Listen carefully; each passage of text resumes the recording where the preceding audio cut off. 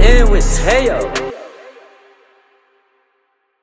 What's going on, guys? It's Teo the barber that does haircut subscriptions, aka Mr. Shaper, Taper, Scraper, and welcome to the Tap In with Teo podcast. Today's guest is a rare breed, a calculated hustler with discipline in his DNA. He's been grinding at T-Mobile for years, not just clocking in, but consistently performing at a high level. But don't let the day job fool you, because outside of work, he's flipping plays and turning phones into financial tools by strategically utilizing sports betting apps like DraftKings and FanDuel, helping others eat as well. He's super knowledgeable when it comes to the complex game of credit building. He's consistently putting in work at the gym, and he's an excellent relationship builder who understands the long game. He's already touched 21 countries, right? Yeah. 21 countries, loves to travel, and lives life with intention. He comes out of South Philly with real history in the streets, but today he moves with integrity, focus, and purpose. I've been cutting him for about a year now. He was one of my first subscribers and a real supporter of everything I've got in motion. Let's tap in with the one and only SJ. How you feeling today, man? Feeling good, man. What's up, Ty? All right, appreciate you doing this with me, man. Of course. Now let's start with the basics. Who is SJ and what made you who you are today? Oof, that's a good one. Yeah. It's crazy because a lot of people that know me that I grew up with, they'll remember me for like gangbanging, doing a bunch of dumb shit when I was like younger, 16, 17.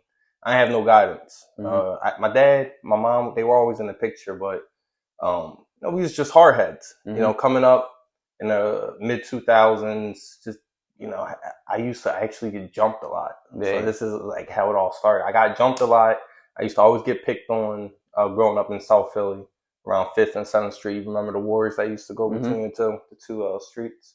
And they would just jump me. So I was like, I got tired of getting beat up. So I was like, what's the one thing a person does when they're tired of getting beat up and jumped? I got locked in with the Asians. The Asians down South Philly, TRJ. Yeah. You heard of TRJ? Yeah. So Tiny Rascal Gang. Everybody knows me. My name used to be Gray Eyes. Gray Eyes. Yeah, and that's a loaded story in and of itself. Like how that all worked out, how I even got in the gang, and how I got out of it. But long story short, got into the gang because I got tired of getting jumped and stuff. All the black dudes just always pick on me walking down 5th Street. So I locked in with the Asians. Shout outs to K9. K9 passed away. He got shot long time ago. But he's the one that got me into the gang. Yeah. He was like the one that had everything on lock, and ultimately doing dumb shit. I got locked up for stealing Yu-Gi-Oh cards. That's what really got me. I was doing dumb shit like robberies. Didn't really get caught up with that, but getting caught up doing dumb shit, shoplifting. Got locked up. And what year was that? That was shit. 6. I was 14. 33 now. So okay. Was that 19? Almost 19 years, something like that. Yeah, but just doing a lot of dumb shit, and I just got tired of it. Ultimately, what happened was I got locked up for a robbery. I didn't really do anything. I was with the people, and they took hoodies off like somebody, and we got locked up. Long story short, I did like 3 days.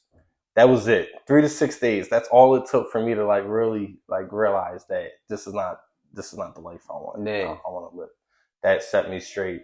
And on top of that, what ultimately pushed me out a year later after like doing all that dumb shit, getting locked up, gang banging, the person that got me into the gang, he got killed. And the person that killed him, without getting too much into it, because open closed case, but they're doing time. It was, long story short, someone close to him, and this was someone that they considered each other brothers.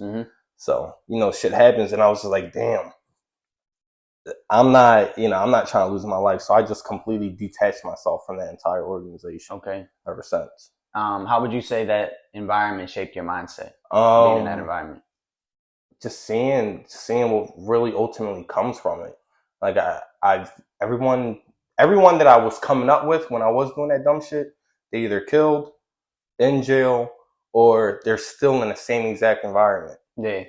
15, 20 years ago. And like seeing that and realizing that earlier on, I was just like, no, that's not what I want. Yeah. So it was a whole lot of the jail stuff, the deaths, that's what made you kind of shift your lifestyle. Because some people need to personally go through it to like really wake up and realize. I'm one of those types of people where I can visualize other people going through it and realize like that's not what I want. I don't physically have to be in the exact situation myself to be like after the fact, fuck, what was I thinking? Because I'm all like now being in that situation, being in those situations where I was coming up, now I'm thinking the aftermath before I even get to that point, and that's what keeps me grounded now.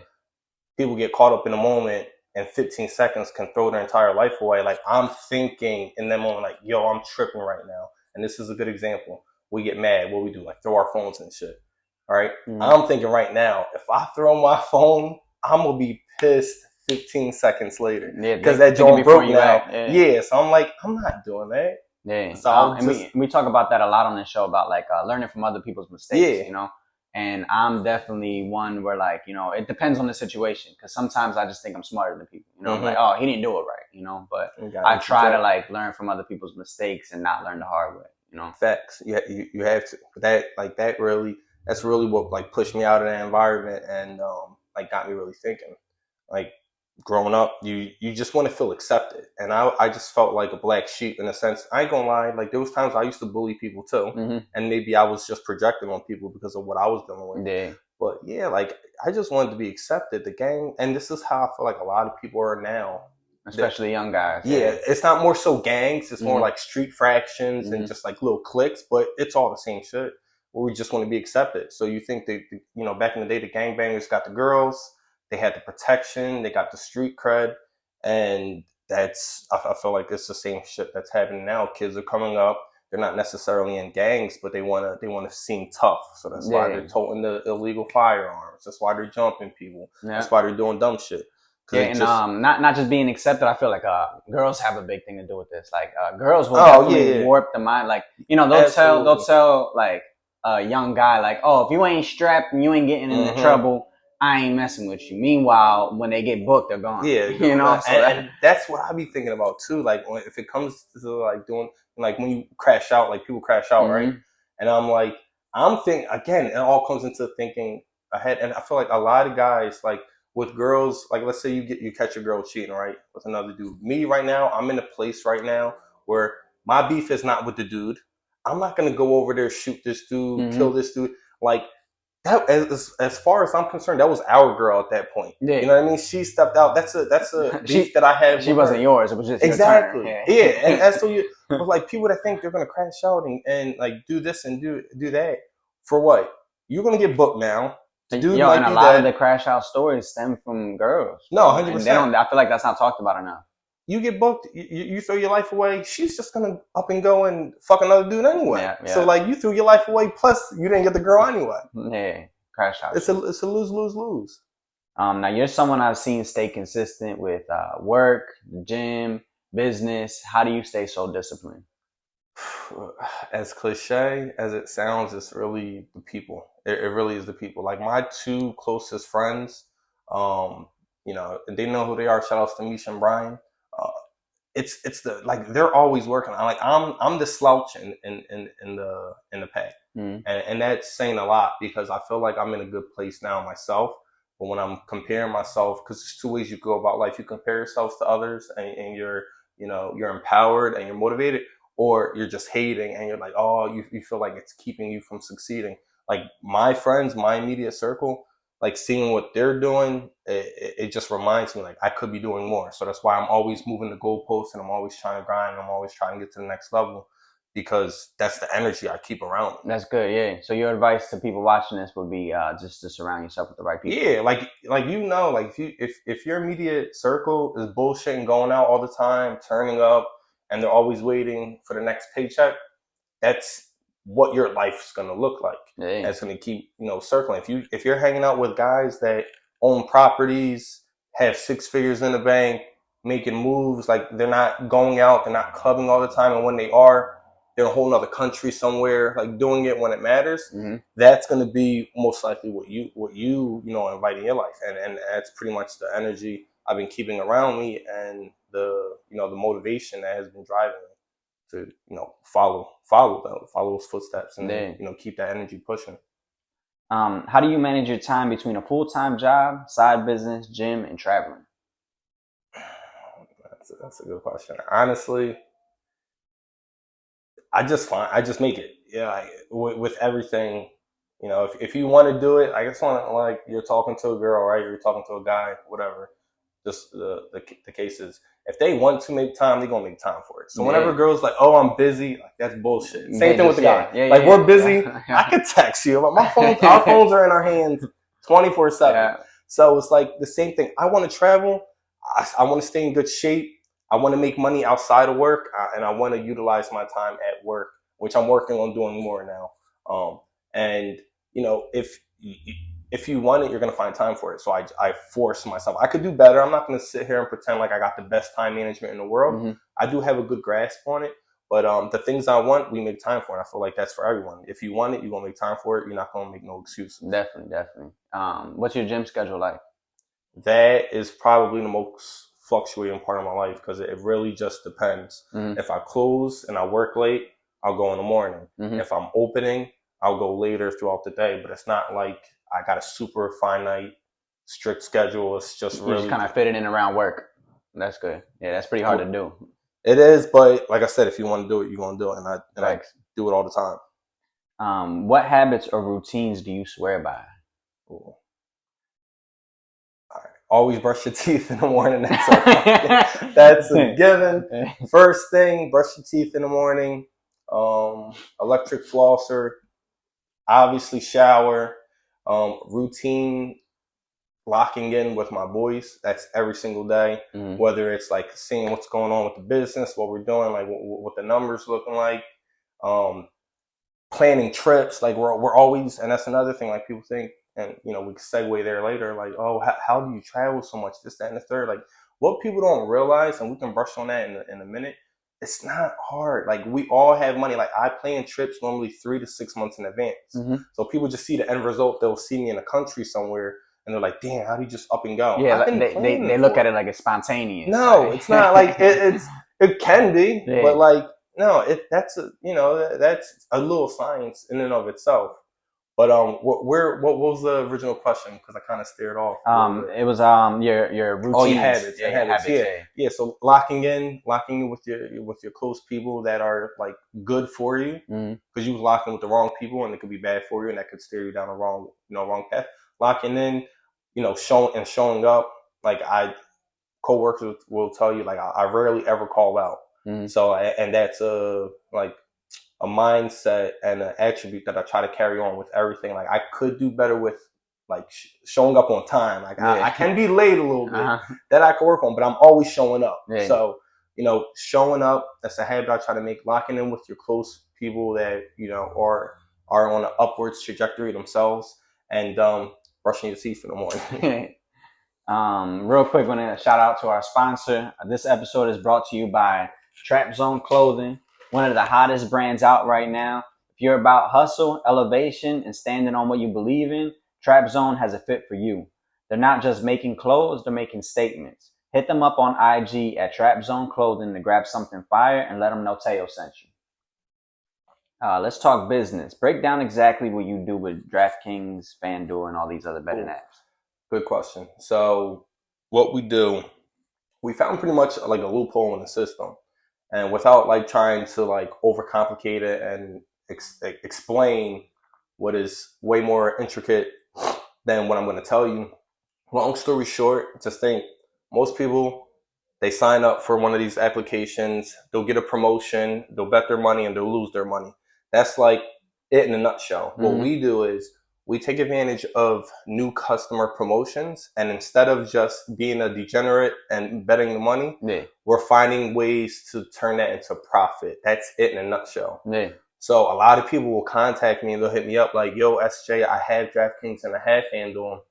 And I have to break down to them that that's kind of the problem. Like if you already have the apps, you're not a new customer. And the way I'll market it, sometimes people will think like, I have it, so can we do it? Mm-hmm. And it sucks because it's the opposite. If you have it, like, fuck, we can't do anything.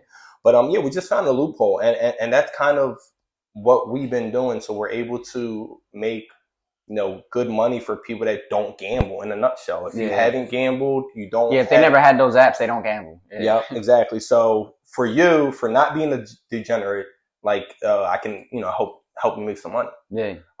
And that's it. And that's kind of the way. Again, like, and my one friend got me into it. It all really boils down to networking. Like my boy that I'm working with and my partner now, he met up with somebody in California who was doing it, but on a smaller scale. Mm-hmm. And he was just like, yo, he's real good with numbers. So he was like, yo, I can blow this shit up. He brought it here. We locked in.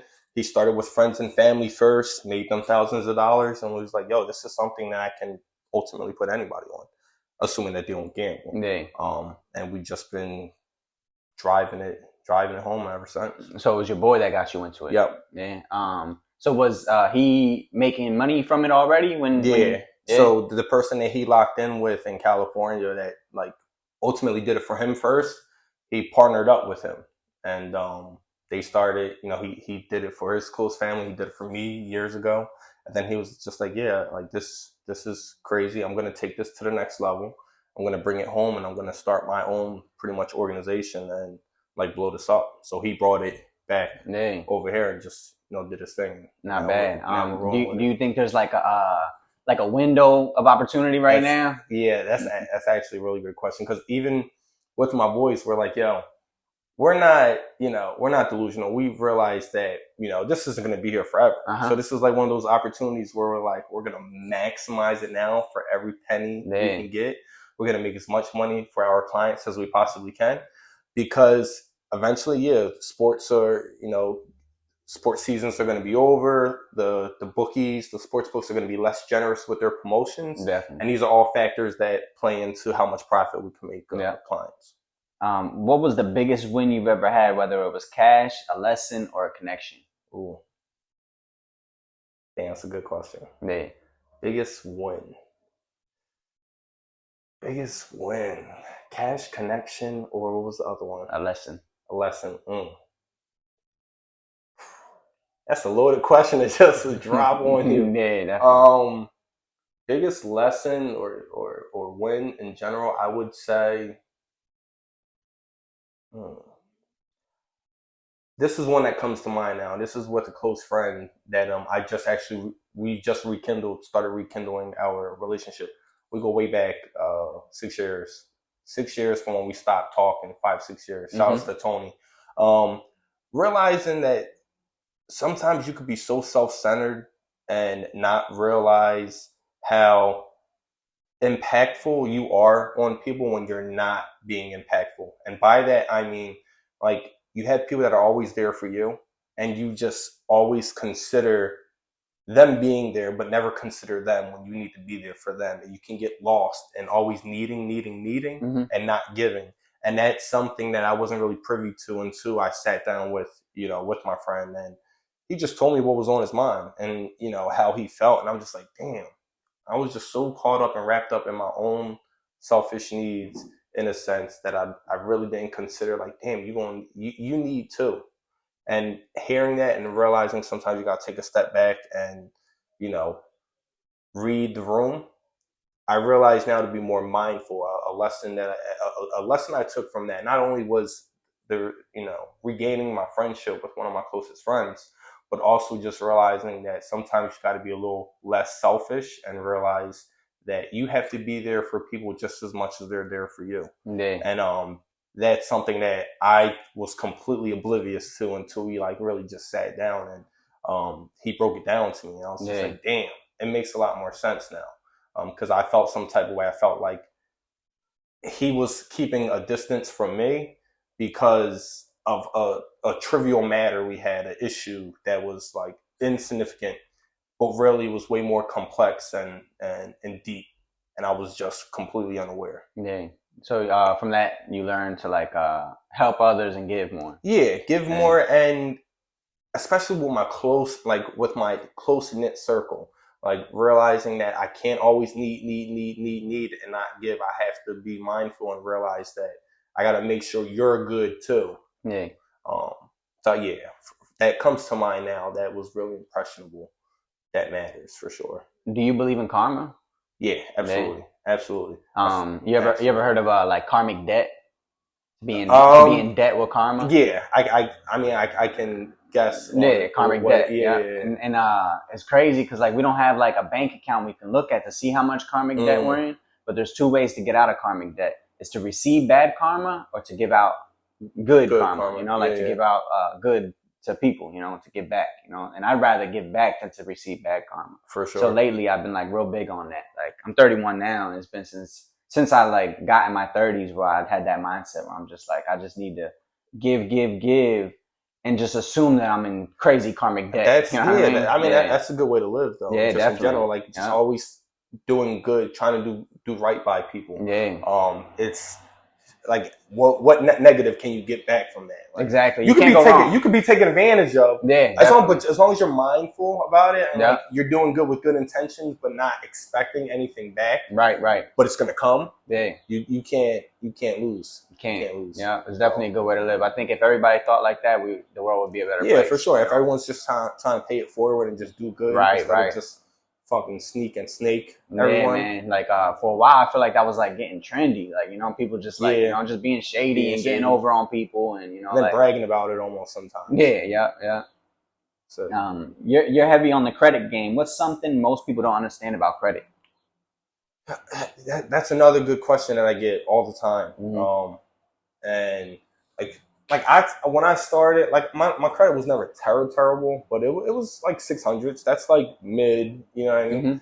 But through the years, just I always been good with my finances. And you can ask my sister. Like my sister's probably one of the people that know me the best when I was like younger coming up. Like there was times where I was broke still for sure, but I was always, even if I was broke and I didn't have no money, I always had that like mindset, like not to. Like, I don't want to be broke. I'm not going to be living paycheck to paycheck. I got to change this. I got to do something about this. So I always been conscious of money, whether or not I had it. It's just when I didn't have it, I was just thinking more about it. And when I did have it, I was just, being smarter about it. So how that ties into credit, just the main things you can do is obviously keep a low utilization. So if you have a credit line, let's say of 100,000, you want to keep that under 20%. So you never want to use more than 20% of that current credit limit. Me personally, I keep my shit damn near zero. Yeah. So not only does that report back to the agencies that, you know, you're paying your debt on time, but you're not keeping a lot of debt. So they look at you as a low liability. Low risk. Yeah. So that's one thing. Paying off your debts, having multiple accounts. Like, you know, obviously if you're, there's no like secret to it. It's just like really being an adult, because I'm not a financial, expert by any means, but I know by just doing these simple basic practices, this helped me keep, a high 800 credit score to where I'm at 850 now. Just paying my shit off. Yeah. I'm at 850 now. Yeah, 850, 857. Paying my credit off, multiple accounts, but you have to do it over time. Like I had maybe 10 credit cards. Yeah. So, and people think that's bad. It's bad if you don't have no guidance and you don't know what you're doing. Because I have access to probably 80,000 in a credit line, but it's at zero that I'm using. So as long as you can get these accounts and then not max them out, right? Because you don't, without a plan to pay them off, that helps. So multiple accounts, the tenure, how long you have the accounts, the longer your credit history. Right. These are all factors that play into pushing your credit up and not missing a payment. These are so, like I said, it's not rocket science. There's no like secret sauce I got for you that's going to be sexy. It's just really discipline with your finances, multiple accounts, paying off your credit, and that's pretty much the gist of it. My biggest thing with the multiple accounts, because I've raised my credit score, fucked it up, raised it, went back and forth, and I felt like my biggest issue when I would raise my score was I kind of put too many minimum payments on myself. So when I'm going through financial struggle, it's a lot of cards I gotta pay for. So like that's a good point you're making, and the only discrepancy with that is what you want to do with credit cards, and this is what a lot of people don't know. There is no minimum payment. No one's making a minimum payment. If you are, you're getting fucked because then you're getting hit with interest. The interest. You have to use a credit card like a debit card. So I follow Dave Ramsey.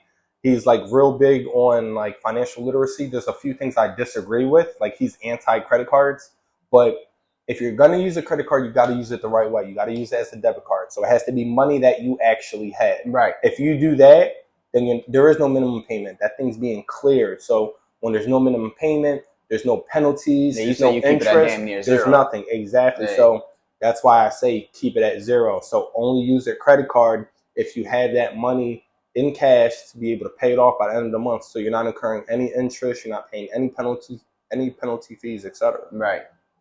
But that's a good question though, because a lot of people do similar things, and that's why the credit debt is the way it is now. Because they're always behind the eight ball because they're making minimum payments, and their interest is more than the minimum payment itself sometimes. So you can never get ahead, and that's ultimately what leads to the high debt. How important has good credit been to your overall journey? It's been, I would say. It's been real good. It's been good in a sense because I was able to get like the premium credit cards for when I travel, and that's a whole nother segment for another time, where I can leverage a lot of benefits and rewards that only people with good credit can take advantage of. So when I'm traveling and I'm in the lounge, instead of sitting in a regular chair, I'm in a nice lounge getting free food, free drinks, and these are all perks from a high level credit card. But in general of like properties, and this is something I'm going to dip into, soon, eventually, obviously the better your credit, the lower the interest you'll pay on properties. So right now it's more so like a badge of honor than something I'm like actively leveraging to the best of my abilities right now. But it helps like same thing with my apartment. Like obviously we're in Philly, we're in the hood, so the competition's not too crazy. But I showed the landlord my credit, a couple bank accounts, my statements with how much I got in, and again, he was like, no competition, you got it, you can move in tomorrow. So it's little things like these that like really tie in and help you out. And it's your financial ID essentially. So the higher your credit score, whether or not you're doing all these crazy things and taking loans, it goes to show that in some way, shape, or form, you have a good hold of your finances and you're somewhat reliable to a degree. Yeah. Which credit card companies would you say have like the good travel benefits? Man, the best credit card for traveling is the Chase Sapphire Reserve. All right, yeah, so, I got Chase. Yeah. Look up Chase Sapphire Reserve. Best perks. Like we get me and my boys, we book so many free flights. Literally, my one boy Brian, I don't know how he's gonna feel about me outing him, but he has probably 6,000 in rewards for flights right now. Nice. He is a hoarder. He has the credit card point system down to a T. Yeah, he has damn near 6,000 in travel. So that's multiple first class flights he could book. He could book like maybe 8 to 10 regular flights. But the Chase Sapphire Reserve, just lounges, you get the flash pass for traveling. So when you're coming in and out of the country, you can skip the line. There's just so many perks and benefits with the Chase Sapphire Reserve. Nice. That should be a sponsor. Yeah, right. Yeah. Yo, Chase, what's up? What made you fall in love with traveling? Damn, that's a good one. Man, you know how you just be like... What was the first country you went to? First country I went to, I think, was Greece. Greece, nice. I think it was Greece. Yeah, Greece was... Because I went to the Bahamas too, but I would consider Greece like my first... Greece and Milan in Italy. They were like my first two. But what got me into it was honestly just seeing pictures. When I was in school, I would just see these like, on the desktops when we used to have the computers, you'll see like these crazy like backgrounds of like somewhere around the world. Yeah. You'll see on TV like somewhere. My MacBook, I used to have the Northern Lights. Yeah. So same thing. Like just seeing the places, and I'm one of those people, like if I set out to do something, I'm gonna do it. So like I'll see all these beautiful places and I'll be like, yo, one day I'm gonna go there. And that's how it started. I Dang. seen a spot I wanted to go, and then I went. And now it's just like, instead of like just dreaming, we're like, okay, I'll talk to my guys. We're planning. All right, this is the plan. This is the trip we're going in this time. We start making moves to get there. But it all started with just pictures, seeing pictures and other people in the places I want to be, and then just coming up with a plan to get there too. Nice. Which country changed your perspective the most? Ooh, I would say India. India. India. Shout outs to my boys. And you went there recently. That was your first time, right? Yeah, that was my first time. And India is such a low, like, first of all, who's ever talking about going to India? That is not no one, right? Hey. Facts, no one. And it's always the low key spots that are the best, because it was a similar situation with Vietnam. Never had an interest to go to Vietnam. I went to Vietnam because of my boy Mish, and one of my favorite spots. But India, the people there are just so genuine, so kind. Like, we met up with some Indian dudes.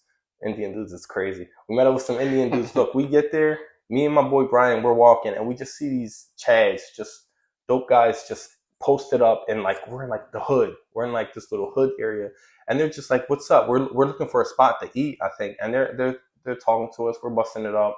It's like 5 of them, and it's just me and Brian. So we're busting it up, talking. Long story short, I don't know what happened, but we end up going with them, smoking in their car, going to like a liquor store, getting some liquor, drinking liquor, going to clubs, and then we just like started hanging out the entire night, smoking weed, drinking, just a complete vibe. Mind you, we didn't know these guys from a can of paint. Yeah, that's gotta be cool. Yeah, we just hopped in the way, and it just felt so. And just living the lifestyle. Yeah, it was, but it was just so genuine. You know, like when you link up with people and you feel like there's no ulterior motives, and they're not like trying to like get over on you or ask you for money or nothing. It was just like it was like a brotherhood. It was a bond that we just clicked so fast, and they're just so welcoming, and that was probably the best energy I ever come across traveling. Yeah, and I have an issue with, like, I'll miss out on stuff like that because I'm so skeptical. Like, I'm such a paranoid person, man. And you should be, though. Yeah. You should be, because, like, mind you, it was late. We don't know where we're at. But me, and that's when it all ties back into the same shit, like reading the room. Me and Brian were assessing the situation. We're like, these dudes are not a threat. Yeah. You never know, though. But we're like, we feel good. These guys are cool. They're giving off good energy. So we just went with the flow. We had the time of our lives. When I was staying in Cali, I was cutting hair over there, and the other barbers, knowing that, like, I didn't know anybody over there and I was all alone out there, they would invite me out. And, like, I would tell them, like, oh, I don't drink and I don't want to be around that environment. But it was me just, like, literally just being paranoid. I was thinking, like, these guys are going to set me up. Like, you know, because I just, being from Philly, I've been through so much shit tough. Like that. Like, I can't trust people. You have to have a reserve. If you don't, you're just like, okay. You're just going everywhere. Yeah. You're cooked either way. But, yeah, sometimes you just gotta read the room and see how the energy feels, and then just go from there. Yeah. I wouldn't do that all the time, like, you know, because we travel a lot. We're not just the first random group that is like, yo, let's come chill. Like, we're not just jumping with them. But you just gotta really read the room. How does traveling play into your mindset and motivation? It's, you came up with some real good questions. I try to tell people this. Every time we travel, it's like experiencing a whole nother world, a whole nother life. Because you got to keep in mind, you're in a whole nother environment, whole different culture. Everything's different, especially coming from Philly and traveling to like third world countries. It's night and day. And I think that's another thing that's like stuck out from India, because it was such a culture shock. But yeah, realizing, and then coming home always plays a big part too, because you realize, like, all right, this trip is coming to an end, and we're going to do it all again later. But like going back home and resetting. But yeah, going to a whole different country and experiencing a whole different culture, a whole different way of life, and meeting. It's really like, this is one of the biggest parts of traveling that I love so much, is just meeting new people. I meet friends in Turkey. I meet friends in Vietnam, Thailand, India, Dubai, like and a good amount of the people I still keep in contact with, and we will meet up again. Yeah, that's cool. So you'll meet someone on a whole opposite side of the world, and then years later you'll link up again and like touch base like nothing ever happened. It changes your mindset, because you realize there's so much more to life than just staying in one environment the entire time, and seeing the vast world that's out there. It keeps me motivated, because I just want to keep doing it over and over and over. Yeah. You mentioned before that Thailand's your favorite, right? Yeah, Thailand's still my favorite. How many times you been over there? Three or four. And what is it about Thailand that you like so much? It's super inexpensive. It's definitely not the lady I remember you were boys. posting It's not the lady the boys. lady I promise you, it's not the lady boys. I remember you were posting like the meals and saying like, Yeah, like $3. $3, like, yeah, that's great. It's super man. cheap. Get a whole platter. Super cheap. The people are so nice, and like the game plan that me and the boys are talking about now is like moving out there for a month in early first quarter of 2026, just to get a feel for it, and then eventually like try to do a year out there. But it's just, again, the people, the culture, the family, the food, and that's another spot. I met up with people out there that I knew from like social media, and we just met up in Thailand. It's crazy. But yeah, Thailand, it's one of those spots you just gotta go, and then you can understand, like, all right, I get what SJ's saying now. Yeah. But a lot of people would just see the pictures and just be like, yeah, I can understand why someone could be so fascinated with an area, right? Because it's so different. Yeah. You were actually one of my first subscribers, and I wanted to ask, what made you believe in what I was doing from the start? And it was just, all right, because I got the first couple cuts, and obviously was happy with the results.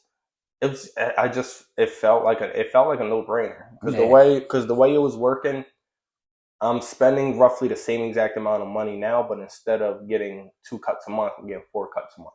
Buy 2 get 2 free. It's like, and I'm a numbers guy, like I told you, I'm a numbers guy. So I'm just like, if the maths, I'm a part of it, and I just thought it was a real great idea, and I was telling you when you were even suggesting it.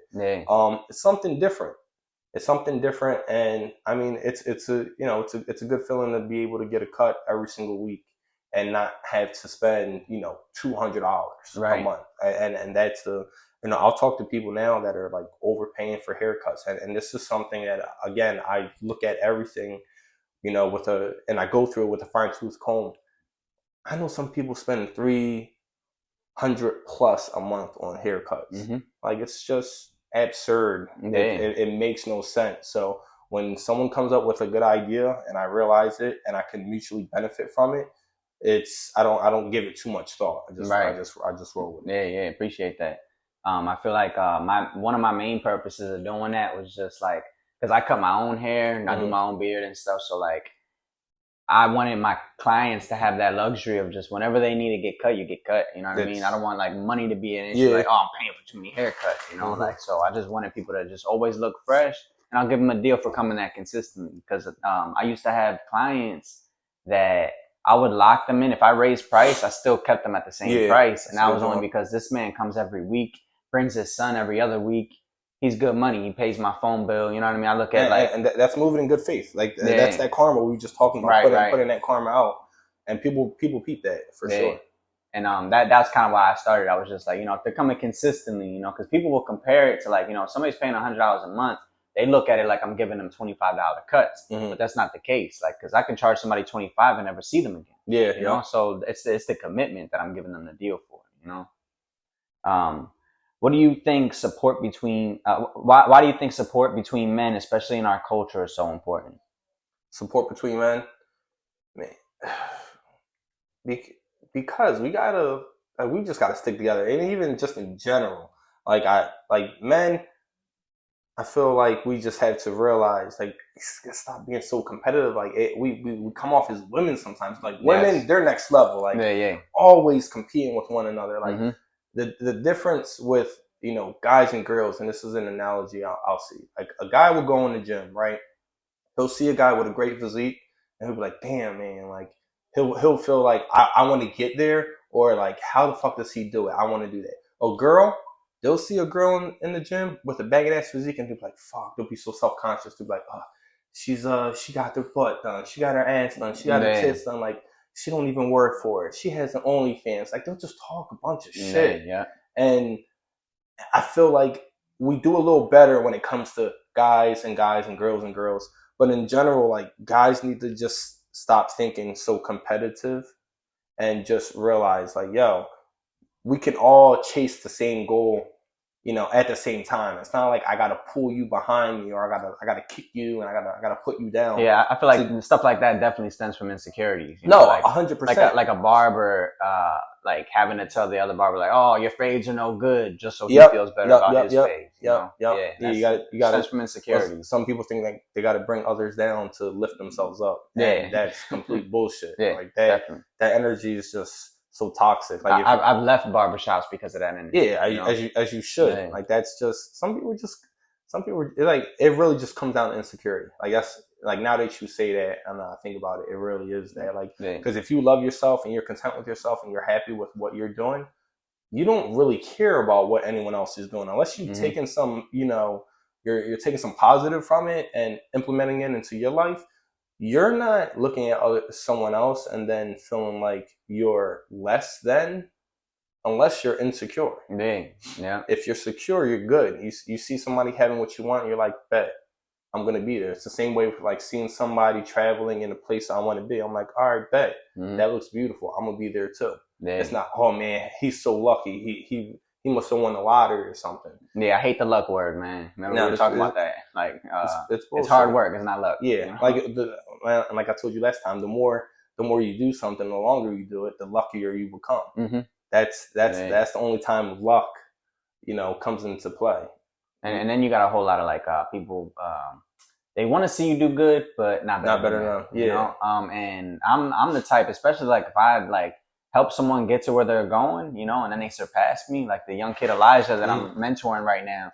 If he one day had more clientele than me, a bunch of barbershops and was killing it, I would be proud. You know what I mean? Like that's my job as a mentor, to make him surpass me. You know who comes to mind when you mention that is like Justin Bieber.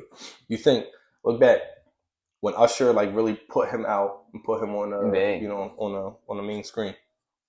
Justin Bieber blew up and obliterated Usher. Like if you compare the two now, like only the OGs know how impressionable Usher was coming up, but Usher helped pave the way for Justin, and he blew up and became a fucking international pop star, completely eclipsed Usher. And I'm sure Usher looks back at that and it's like, yo, like that's like I played a role in that. That's a good job. Instead of like, oh fuck Justin Bieber. Yeah, Justin right. Bieber. Yeah, it turns into a beef now. Yeah. Usher versus Justin Bieber. Crazy. What do you look for in people you choose to support or build with? Honesty, integrity, and just good management. Like people that and this might come off a little superficial, but honestly, I'm gonna first look at you as a person, the way you take care of yourself, how you like, because that's a direct reflection of how you feel and how you go about anything. I feel like yourself is a direct contrast to how you go about life. So if you're not taking care of yourself, that's going to be something I look at. I'm like, do I want to get in business with you? Ooh, do I want to support this? Do I want to support that? Yeah. There's some people that won't get in business with fat people, man. Like, I mean, they look at it like, look, if you can't manage your body, how are you going to manage it? And it's just like, these are, I mean, to each their own, but like that's something you got to take into account. And obviously some people don't have no control over that. Yeah. It's very, very small. Well, but if you think about it though, like the way you eat and whether you go to the gym or if you do drugs and alcohol, those are like the three things you have full control over. Yeah. Business and work are things like, they can throw you curveballs. You don't have full control. You kind of have to adapt to the elements, but those are the three things you have full control over. And if you don't control that, how are you going to control business? So obviously appearance first, and that just sounds so bad, but you get what I'm saying. Yeah, right? Absolutely. And I talk about this all the time where it's not okay to fat shame, but people are okay with shaming people for being healthy. Yeah, being too healthy. And I'm just like, just think about it too. And not just only zeroing in on people that are overweight, but like a crackhead or a drug addict. Obviously, these are people who, whether or not you're going to admit that you're being superficial and you're going to judge immediately, you would. Like if you're in a business and you're looking for someone to keep track of your books, if a person has a cocaine addiction, you're probably not going to have them in charge of it. So, that's one thing, superficial first, like, what's going on. And then the mental, obviously, it's all like how they are with little shit. Like, obviously, I got to have some type of history with you. So whatever shit we've done in the past, how did you go about that? How did you take care of it? Like, were you reliable? These are all things that, at least me personally, I factor into, if I want that energy around me in business, personal, or just, day to day. They say mindset, skill set, habits. Yeah. Those are like the No, three 100%. things. Yeah. Exactly. Yeah. That's it. That's what matters. What's something you wish more young men understood earlier in life? Oh, man. Because a lot of people saying like Philly's just getting bullied by teenagers right now. That's really because Philly's crazy with these and people. without getting into politics or anything, because the parents, the family structure, the dads, they're just not. When I was growing up, and like I said, I got locked up that one time, a couple times, but the one time that really set me straight was like stealing Yu-Gi-Oh cards, and then I won a robbery. But my dad used to whoop my ass. Kids don't get beat no more now. You can't. I don't remember if you mentioned this earlier, but you grew up with both parents in the house? Yes. Okay. Yeah. So if I did something wrong, my dad was beating my ass. Like he had the extension cord ready, the hanger, whatever he could get his hands on. But like hindsight 2020, like I appreciate that now because it really helped instill morale in me and just respect for my elders, respect for my peers. Kids these days, they don't respect nobody. They don't give a fuck.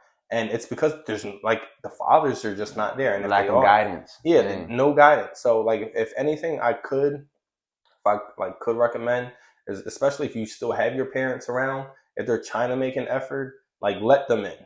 If they're trying, like obviously it can't be a blanket statement for everyone. Everyone has different situations, but if you have family members that care about you, and you have that luxury still, fall into that. Because that one is going to help instill guidance. The better the relationship is with the parents and the kid, and two, just realizing you have somebody. Because I feel like kids wind up venturing off into the streets because they don't have no guidance, and then they get that guidance from elsewhere, and it's the wrong guidance. I say this all the time. Like I feel like when a kid looks at their parents like they're a couple lames, they're gonna look for guidance from somebody else. You know what I mean? So I think it's really important for the parents. That's just crazy to even like. Yeah. Unless your parents are like drugged up and like on Kensington. But sometimes like and it's not even like just being like a good person and doing the right thing kind of thing that will make them feel lame. It's like sometimes parents don't really take accountability for like they're losers sometimes. You know what I mean? And like they might see their dad working their ass off and get no results. Or worse, they're going to the gym all the time, but he's still fat, That's so, crazy. Of course, he's going to go to somebody maybe in the streets and be like, yo, this guy's cool. Yeah, he's got his life together. He got the flash. Yeah, he's driving a Bentley. I'm going to listen to him. Meanwhile, this dude's a drug dealer. You know what I mean? So I think parenting, that's really important, to be the person that your kids can really look up to. Yeah, for sure. Yeah. But the advice to the kids, though, listen to your parents. Any kid watching this, listen to your parents. That's some good 100%. Advice, especially especially if they care. Like you can have, if their heart's in the right place. Yeah, sometimes parents can give them the wrong advice, but it comes from love. Yeah, if it comes from love, that's what matters. Yeah, and obviously, you could be the judge of if your parents are giving you good guidance or not, within reason. If you had to leave the audience with one piece of game or a life mantra, what would it be? I want to think of something that's not real cliche, that's been overused and overheard. That's a good question. I'm trying to think something that really benefited me the most.